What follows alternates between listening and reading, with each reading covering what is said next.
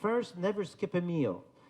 And have less carbs, less sugar, less starches, and especially refined one, okay, from the morning, and have more proteins from meat, fish, fowl, legumes, whatever source of protein available, or protein supplements may also do the job very well, and less carb. So, and before you start 11 in the morning, whatever, before you feel that you're going to be hungry, don't say, oh, I'm hungry, but I want to lose weight. I won't eat.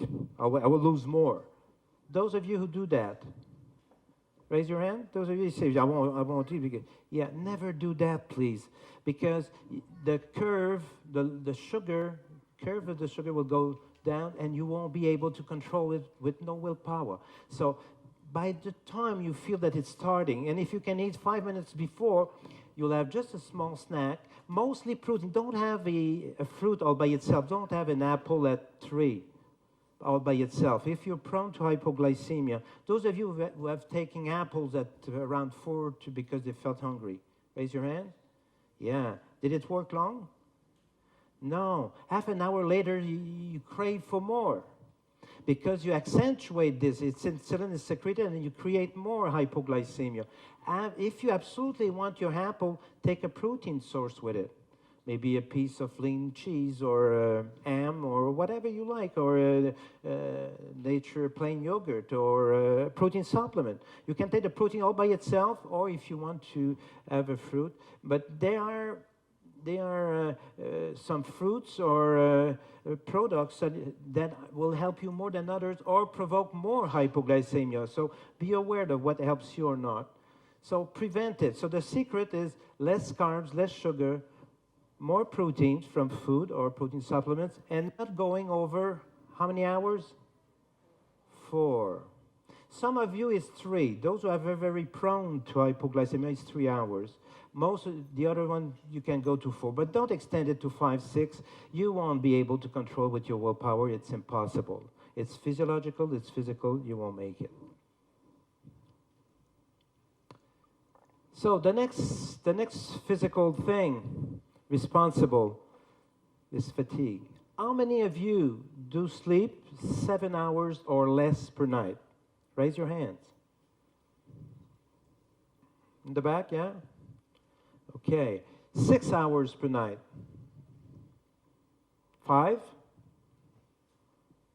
4? 3? Oh, 2? Hey, it's incredible, eh? I'm doing the same thing in France when I do it, and we have the same type of response. The majority of people, the big majority, don't sleep 7 hours a day. Many 6, many 5, 4, 3. It involves some hormones, ghrelin, leptin, and so forth. So there are new studies showing that if you lack sleep, so you're going to encounter fatigue, and you won't be able to control your food intake.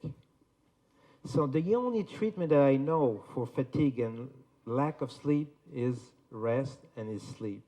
So try to have what you do need. Some may need 7 hours, it's going to be okay. Some may need 8, some may need 9. So pick up. Otherwise, if you have a weight problem and you're chronically in a state of fatigue, you won't make it. So there are people sometimes who tell me, oh, Dr. LaRocque, I'm always hungry. Well, allow me not to believe you. I don't think there's human beings that are always hungry. So I said, well, when you wake up, oh, no, okay, bon, at least there are 5 minutes where you're not hungry. So those who say they're always hungry, what are they saying? They say that I eat a lot, and okay, but 20 minutes later, I'm still hungry. Some of you, do you recognize yourself after 20 minutes? Yeah. So just check. Most of those people have some irritation of the stomach, too much acidity in the stomach. And they don't have the symptoms of fatigue and like we had with hypoglycemia, irritability, and so forth. But they have that special funny feeling deep down here in the stomach. So the only way, and you may see your physician, is to take well, first be diagnosed if is it an ulcer, an irritation, or so forth, and maybe have a medication to prevent acidity formation, and your problem would be solved. Medications is a major problem. In one surveys we had in one of our clinics in Montreal, 40% of people coming in to be treated were taking medications against depression. And most medication against depression, they're fattening, unfortunately.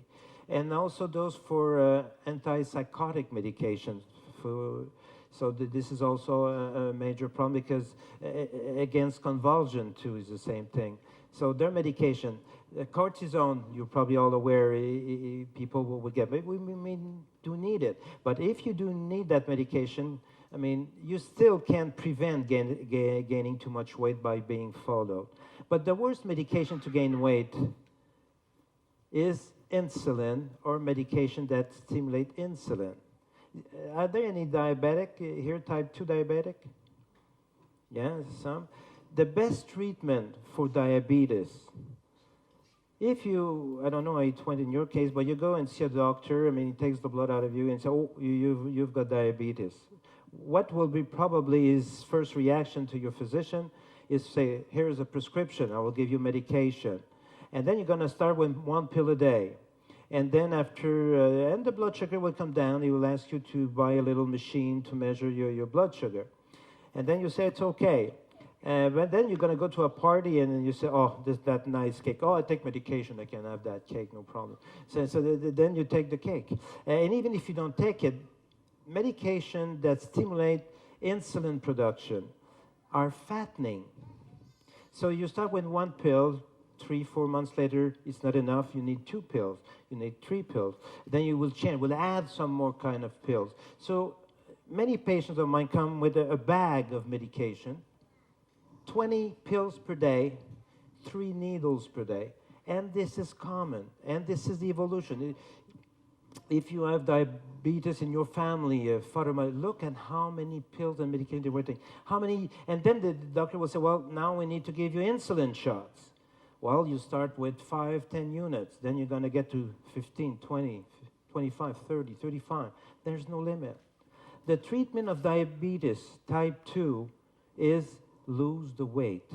And within 24 to 48 hours, with like we talked later, a medical plan, that blood sugar will come to normal within a couple of days, most of the time. And if you're doing medications, it will be small amount. So the treatment of diabetes type 2 is a very good diet and lose the weight before you get into, otherwise you're gonna, every time it's the same thing for cholesterol. I mean, when people say, no problem, I have high cholesterol, but I take medication. Let's have that extra cake, or I have that extra, but you're fooling only yourselves, unfortunately. And chronic pain is very tough for motivation and physical pain. Now, the psychological causes. Acute emotions, how do we recognize them? You were following the program, you were on, you had started your diet, everything went well, and suddenly 1 week, gee, I'm fed up with that. Those protein supplements I was taking, that powder, it's awful. It's not alive. We can't keep up all the time like this. So, and then, you go binging. Then you suddenly binging. Some of you recognize yourself when I say that when they're on a diet? Raise your hands. Yes, okay. So you're probably encountering an acute emotional state, and maybe you're not aware of it. You remember the ABCD sequence we went through at the beginning. So for negative emotions, the same thing. So if you feel like binging, stopping your diet, hating suddenly the diet you're on, or the protein supplements or whatever, it's because you're probably going through some emotions. So try to, you may deviate. I mean, you're allowed to deviate. You're allowed to gain weight. You're allowed to be overweight, so that's okay. But if you want to understand, just stop a few seconds and say, okay, what do I feel? And how can I cope with that? And then we can go to the ABCD sequence. So some of you may know I've written many books on the matter, Be Thin Through Motivation, CDs also, and the new CD, Healthy Weight, Healthy healthy mind, and which explains how you can cope with all these emotions.